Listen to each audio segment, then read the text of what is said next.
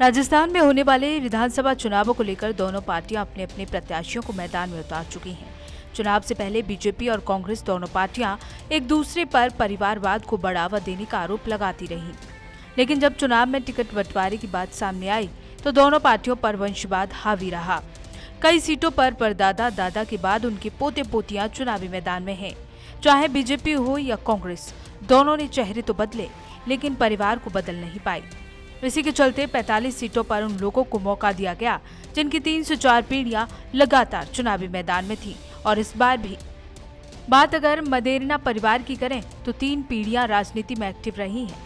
कांग्रेस से परसराम मदेरणा की तीसरी पीढ़ी एक्टिव है। ओसियां से उनकी पोती दिव्या मदेरणा चुनाव लड़ रही हैं और 2018 में पहली बार इसी से कांग्रेस को टिकट मिला था। दादा परसराम मदेरणा 1957 से लगातार 2003 तक 46 साल 9 बार विधायक रहे हैं।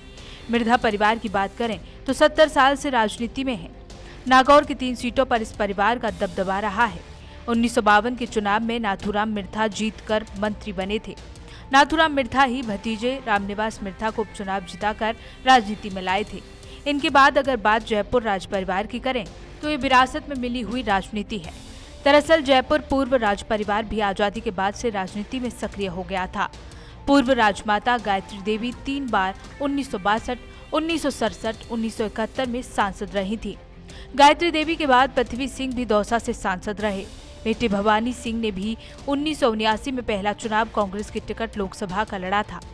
दिया कुमारी ने राजनीति में कदम रखा और पहला विधानसभा का चुनाव सवाई माधोपुर से लड़ा। राजसमंद से सांसद रही और अब वो विद्याधर नगर से चुनाव लड़ रही हैं।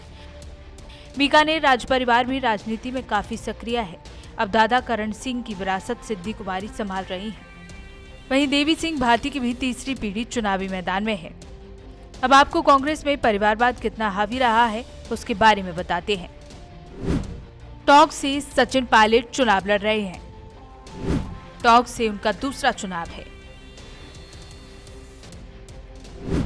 उनके पिता राजेश पायलट केंद्रीय मंत्री रहे थे। राजाखेड़ा, शेरगढ़, लूणी, दातारामगढ़, सरदार शहर, बल्लभनगर, चूरू, बाड़मेर, भोपालगढ़, मंडावा, आमेर, नोखा, डीडवाना, झुंझुनू, सुजानगढ़, सवाई माधोपुर, मांडलगढ़, रामगढ़, सहाड़ा, फलौदी, ये सभी वो सीटें हैं जो कांग्रेस का परिवारवाद के अनुसार टिकट मिला है। तो वहीं हमेशा से विपक्ष पर परिवारवाद और वंशवाद का आरोप लगाने वाली बीजेपी परिवारवाद में टिकट देने में पीछे नहीं रही।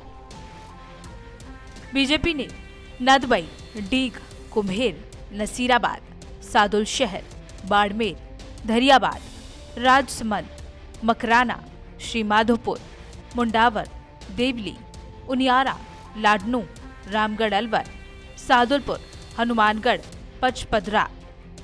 अब जिस तरह से बीजेपी कांग्रेस तमाम आरोप चाहे भ्रष्टाचार के हों या फिर परिवारवाद बढ़ाने का आरोप हो, दोनों ही पार्टियां एक दूसरे पर आरोप लगा रही हैं। लेकिन जिस तरह से दोनों ही पार्टियों में परिवारवाद सामने आया है तो ये सोचने पर मजबूर कर देता है कि कैसी राजनीति है।